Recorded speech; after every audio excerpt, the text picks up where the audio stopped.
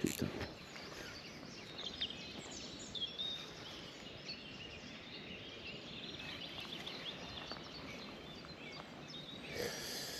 Beau commencement.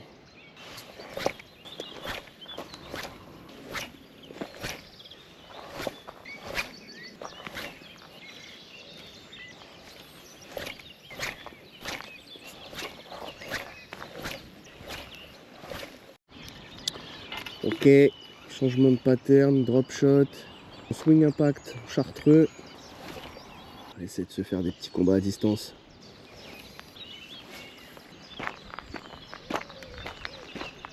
Une petite carpe en surface. Une petite arc ici, juste là. Toute dodue. Il y en a une autre juste là. Puis une autre juste là. Et on va lancer dans les parages. Changement de pattern, changement de plombée. On va faire quelque chose d'un petit peu plus planant. J'ai eu des touches sur les premiers lancers au blanc. Donc on est revenu sur un leurre blanc. Et on va voir ce que ça dit. La pluie s'est un petit peu calmée. On est 2 sur l'étang. Et ça, c'est cool. Petit coup là.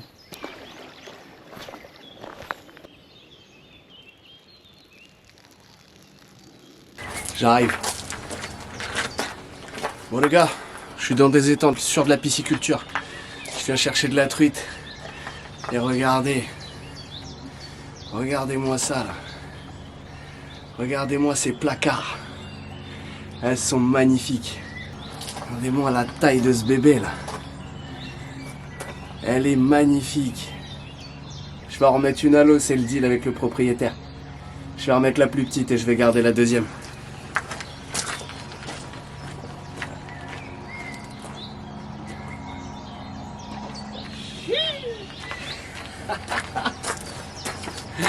Je suis trop heureux, je suis trop heureux. Allez, on s'y remet. C'est reparti. J'ai vu qu'il y en avait d'autres, on va voir si on peut se les faire. Je les remettrai à l'eau. Si j'en fais une plus grosse, je remettrai la plus petite à l'eau et je garderai la plus grosse. Oh, le combat était magnifique. Ouh. Comme quoi les gars, on crache sur les leurres qui valent pas 300 balles. Une virgule noire à 10 centimes. Simple, efficace, surtout efficace. J'étais pas prêt à ça. Mais on va surtout pas lâcher l'affaire. Jamais.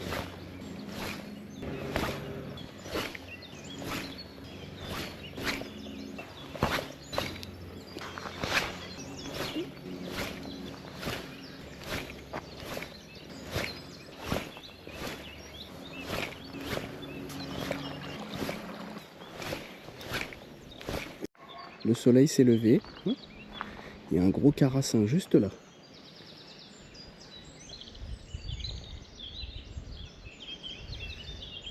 Ce con, il a plongé sur mon plomb. Le soleil s'est levé, du coup, on va opter pour un autre pattern. Montage drop avec un petit finesse pailleté.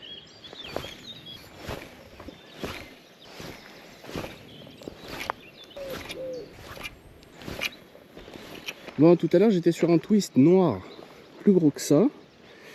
Je me suis souvenu que j'avais ce petit truc. On va voir si ça déclenche.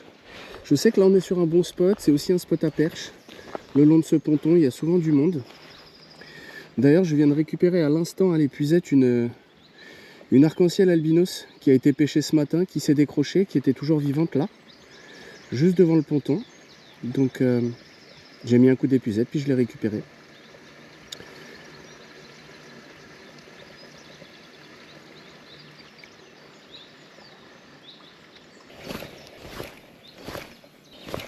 En surface. Alors, je vais changer de coloris de twist. Apparemment, le blanc les séduit pas. Le vert ne les séduit pas.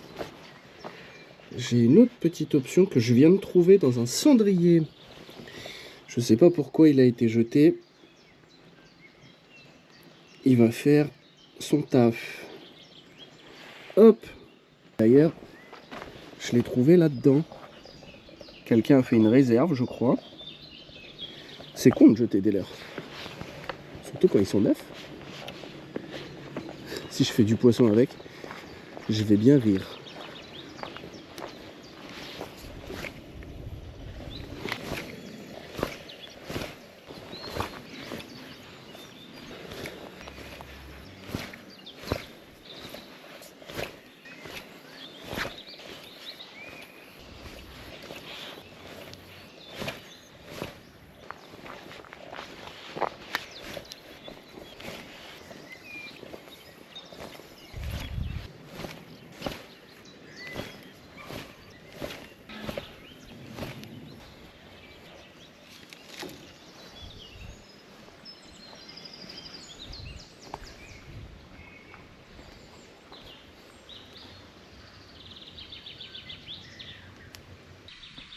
Bon, j'ai la dalle. Du coup, on va s'allumer le petit feu. Vu qu'on veut garder l'endroit clean et propre, on va mettre ce petit tapis ignifugé. Hop. Hop. Parfait. Ça va là. Ça va là. Un peu de journal. Je vais caler en dessous. Par-dessus de la petite brindille. On va s'allumer ça.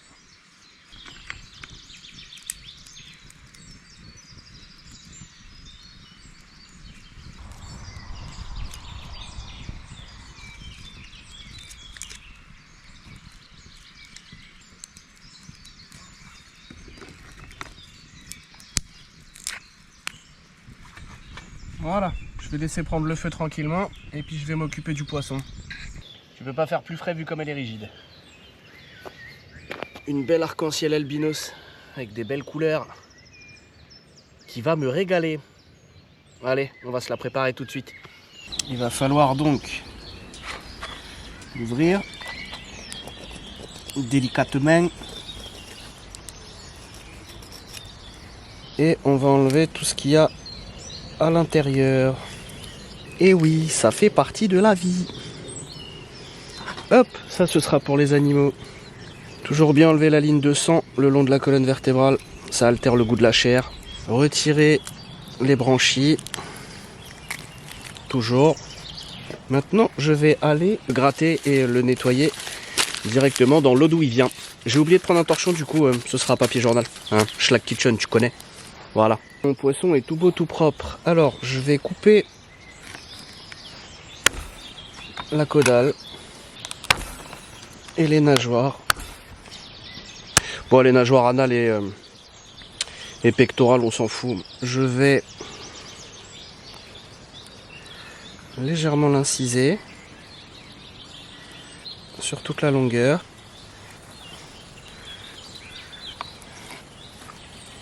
Maintenant, on va l'assaisonner. Mon feu est au top. On va avoir une belle braise. Donc, des deux côtés, je vais y mettre ce petit mélange sel, poivre et citron vert. Et je vais y mettre toute petite goutte d'huile de sésame que je vais venir frotter un petit peu partout.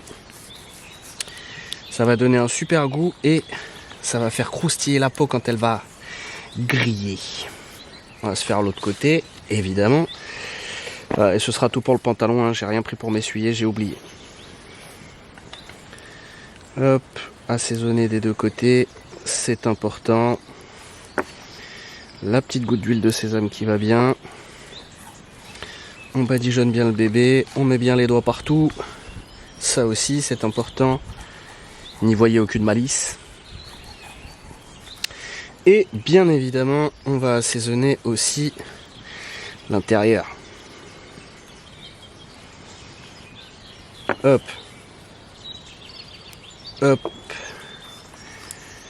Et t'en mets bien partout. Ok, maintenant, on va laisser ça infuser tranquillement. Et avant cuisson, je le couperai en deux pour pouvoir le mettre là. Et à côté de ça, on va se faire une petite salade de tomates. Toujours ce petit plat que j'aime beaucoup, que je vais péter à ma daronne, elle le sait pas encore. Pour ceci, nous aurons besoin d'un couteau, d'une échalote. On va ciseler un peu cette petite échalote.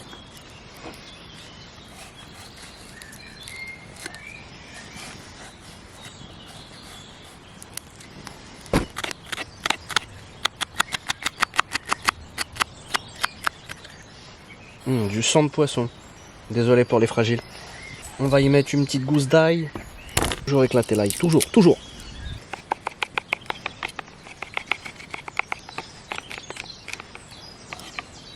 Hop. Cool. L'ail et l'échalote. C'est good. Maintenant, on va s'occuper de tomatèche. Tomatèche, c'est tomate en arabe. Tomatèche, c'est facile.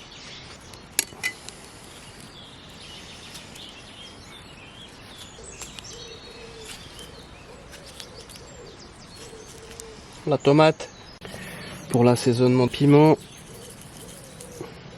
Peut-être un peu forcer la dose là. Sauce soja si j'arrive à la rouvrir. Pas trop, c'est bien salé ce truc là. Huile de sésame encore. Sésame noir et blanc. Et on mélange. On va faire remonter l'ail et l'échalote. Oups. Encore oups. Toujours oups. Et voilà, la salade est prête. Elle a plus qu'à mariner tranquille. Et maintenant, on va finir avec le poisson. Chi. Oh, c'est bon, putain. Super. On repasse au poisson. Je l'ai coupé en deux. C'était pas malin ça. Pourquoi j'ai utilisé mes doigts? On va le refaire pour voir. Il est con, mais ça le fait. Hop. Et hop. Et on va aller poser ça. On fire. Il n'y a plus qu'à laisser griller. Et dès que c'est bon, on passe à table. Pour accompagner tout ça, rien de tel qu'un petit morceau d'arolum. Arolum, c'est un pain qu'on trouve un peu partout dans le Maghreb à base de semoule. Et il fit parfaitement sur le réchaud. Je vais le faire griller un petit peu. Ça n'a pas collé du tout. Regardez-moi ça comme c'est beau et juteux. C'est parfaitement cuit. C'est grillé comme il faut, c'est gras comme il faut. En même temps, c'est de la truite. Et ben, c'est l'heure de goûter, les potes. La peau, elle va croustiller là. Ça se détache tout seul. Signe que c'est parfaitement cuit. Oh là là. Bon, je reprécise, ce poisson-là, c'est pas moi qui l'ai pris. En fait, un pêcheur l'a pris et il s'est décroché. Il n'a pas réussi à le rattraper. Donc le poisson faisait le tour de l'étang sur le dos, toujours vivant. Et à un moment donné où j'ai réussi à le récupérer. Donc au lieu d'en tuer une qui est dans la bourriche pour la bouffer ce midi, bah du coup c'est celle-ci qui y est passée. Et la perche, je la réserve pour ma petite nuit de camping. Ça va être génial ça aussi. C'est délicieux. La chair elle est saumonée, un peu rose. Je trouve les albinos meilleurs que les arcs normal. Je saurais pas trop dire pourquoi. Ah, ça tue. Même la peau est bonne. Parce qu'elle a grillé le petit goût d'huile de sésame là. C'était vraiment une très très bonne idée. Hop, je fais retirer Arlom. Il est bien chaud, il est bien croustillant. Quand ça se détache aussi bien que ça, c'est que c'est cuit exactement comme il faut. Hop. Donc sur toute la partie de la queue, il n'y a pas d'arête. De la tête jusqu'à la cage thoracique, il y a pas mal d'arêtes. Après voilà, faut trifouiller un petit peu ou lever les filets éventuellement. On va goûter un peu cette salade.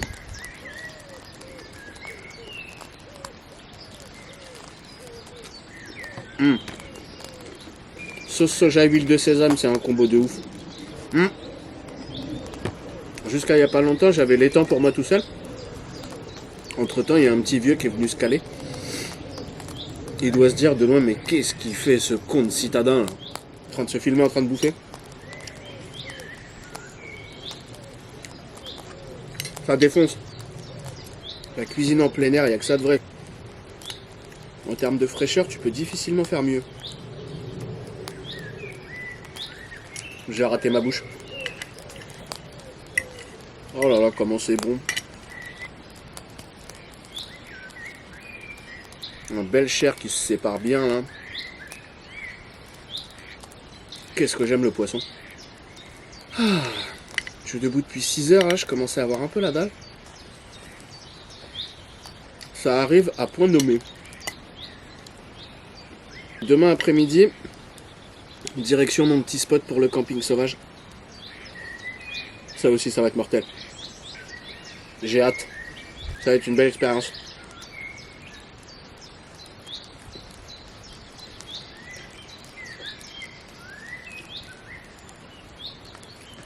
J'ai trop hâte de pouvoir faire un délire comme ça avec mes frères.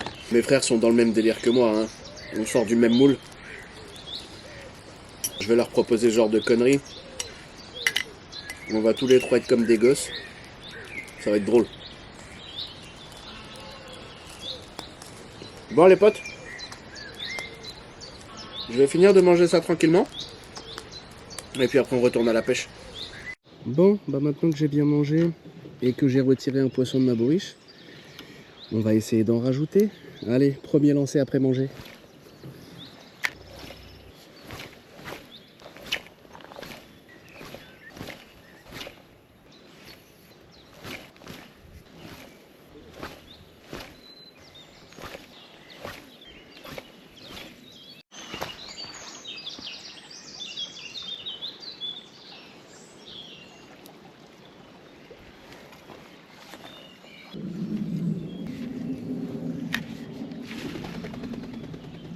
Fait peur ce con. Chaque fois c'est pareil. Yes. Yes. Yes. Une perche.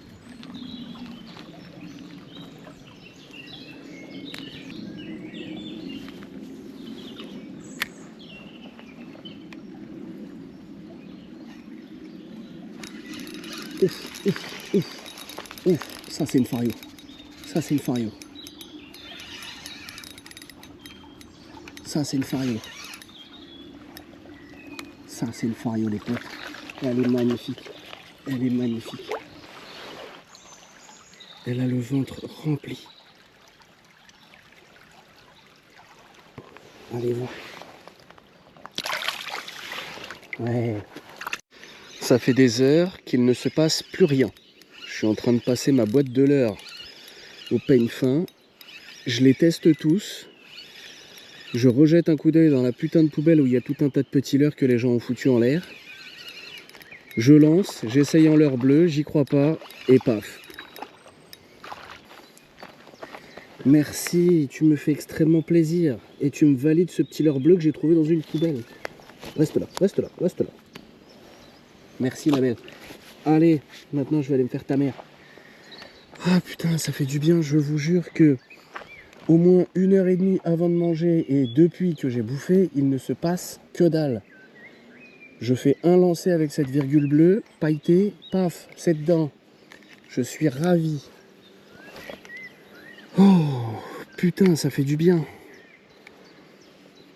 Alors, entre-temps, bah, vous le verrez, hein, mais je suis allé faire un petit tour dans le ruisseau, histoire de me faire une petite fario, histoire de me faire un peu du bien, un peu plaisir. Oh. Alors, est-ce que c'est un cas isolé? Le leurre est tombé vraiment devant son bec? Ou est-ce qu'elles vont s'activer? Bonne question. En tout cas, ça fait du bien d'avoir un petit combat. Merci la petite virgule bleue. Comme quoi les poubelles des uns font le bonheur des autres. Ça fait plaisir. Donc nous avons 4 arcs-en-ciel et une masse à perche. Je crois que c'est elle qui me régale le plus en vrai. Bon, les truites c'est cool, mais c'est encore meilleur de faire une énorme perche en mode surprise. Je suis bien content. Depuis tout à l'heure je pêche assis là, tellement je me fais chier.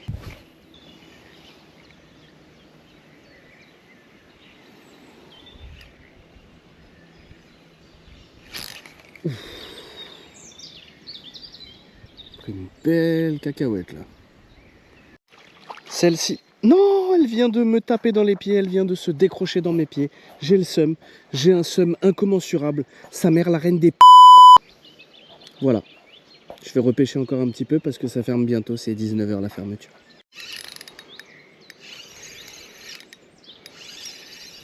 Je viens de ferrer quelque chose qui ne combat pas comme une truite du tout. Qu'est-ce que c'est? Ah si, c'est une arc. C'est une arc et mon épuisette elle est encore derrière moi. Si je la décroche, je hurle. La vache, elle combat mais vénère. Elle combat vénère. Elle est même pas énorme. Elle a sondé.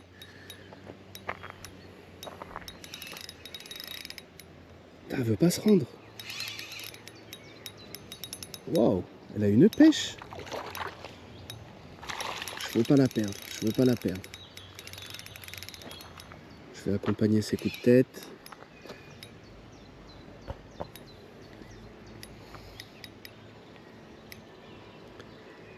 Elle se bat comme une dingue. Allez, viens.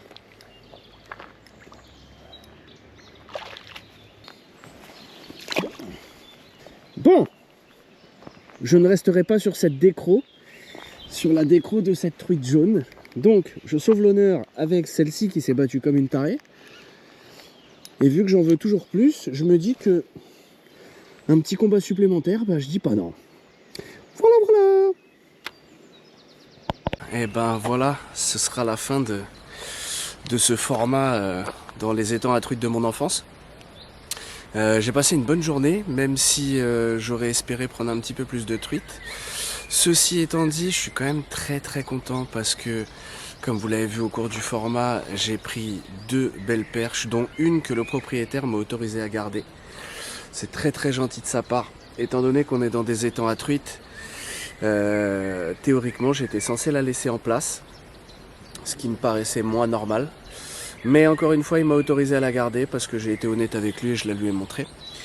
Donc on va faire honneur à ce poisson, je le prélève, on va le consommer sur une vidéo future, très proche.